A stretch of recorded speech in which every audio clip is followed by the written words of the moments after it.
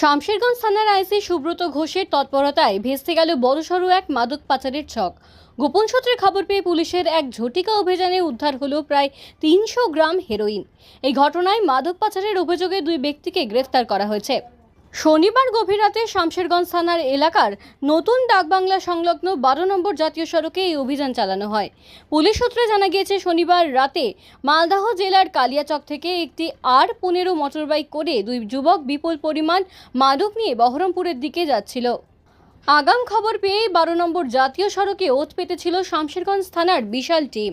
সন্দেহজনক বাইকটি এলাকায় পৌঁছালে পুলিশ সেটিকে আটকে তল্লাশি চালায়। তল্লাশি চলাকালীন উদ্ধার হয় প্রায় ৩০০ গ্রাম মাদক অর্থাৎ হেরোইন, যার বাজার মূল্য লক্ষাধিক টাকা। ঘটনাস্থল থেকে পুলিশ দুজনকে আটক করে এবং পরে তাদের গ্রেফতার করা হয়। ধৃতরা হলো শাহাদাত মমিন, আতাউল শেখ, উভয়েরই বাড়ি মালদা জেলার কালিয়াচক এলাকায়। প্রাথমিক জিজ্ঞাসাবাদে পুলিশ জানতে পেরেছে তারা একটি বড় মাদক পাচার চক্রের সক্রিয় সদস্য এবং এই বিপুল পরিমাণ হেরোইন বহরমপুরে সরবরাহের উদ্দেশ্যে নিয়ে যাচ্ছিল।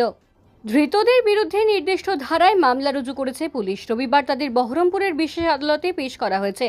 এই চক্রের মূল পাণ্ডাদের হদিশ পেতে এবং এর সঙ্গে আর কারা জড়িত রয়েছে তা জানতে জোরদার তদন্ত শুরু করেছেন শামশেরগঞ্জ থানার পুলিশ।